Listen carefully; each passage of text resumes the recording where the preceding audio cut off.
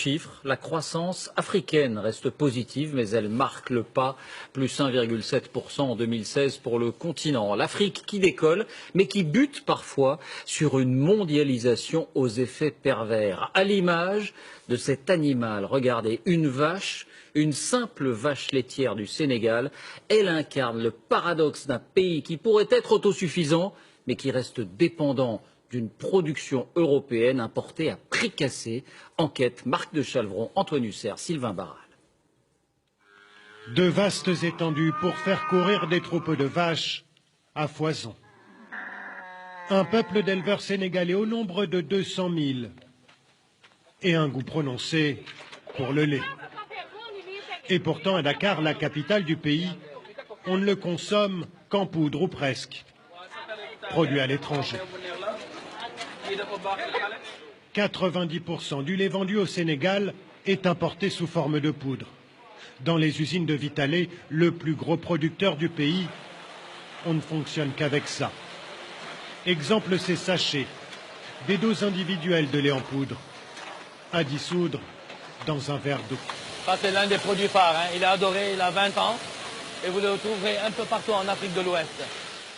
Des bouteilles de lait de différentes tailles, du lait caillé et des yaourts en tout genre. La matière première est importée principalement d'Europe et elle arrive quotidiennement, comme cette livraison en provenance de Belgique. 25 000 tonnes arrivent chaque année. Pas de lait sénégalais dans cette usine. D'abord, ce serait déjà excessivement cher, mais par la suite, il n'y a pas encore, au niveau local, assez de lait en milieu rural à collecter et à transformer. Et pourtant, les vaches sont bien là. 3 millions de bovins au Sénégal, autant qu'en France par nombre d'habitants, principalement concentrés dans les régions Peules du nord du pays. Un homme s'est mis en tête d'exploiter ce potentiel, Bagoré Batili, vétérinaire de formation.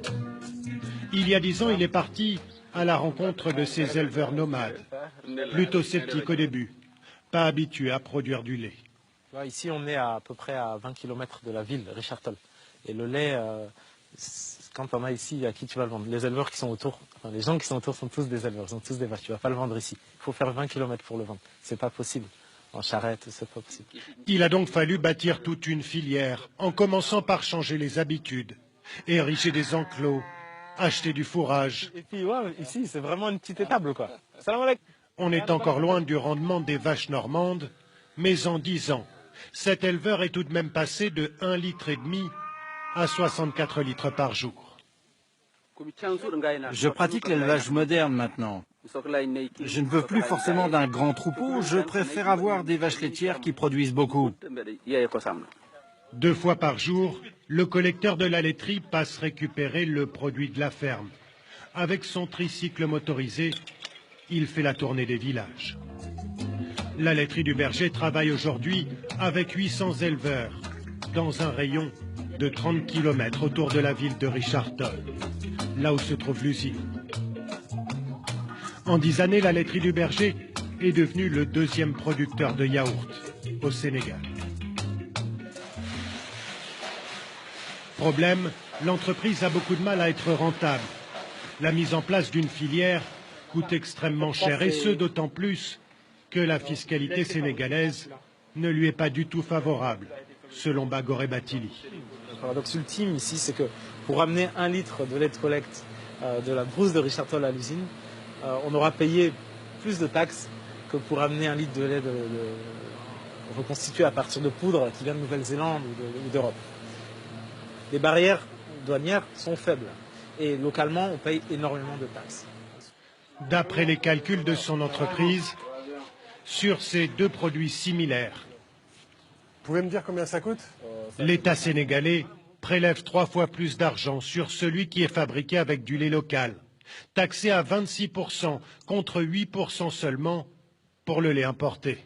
C'est tout le défi pour l'État sénégalais qui, d'un côté, affiche sa volonté de soutenir ses éleveurs, mais qui, de l'autre, ne peut se permettre de trop taxer le lait importé sans prendre le risque d'augmenter le prix d'un bien essentiel à la population.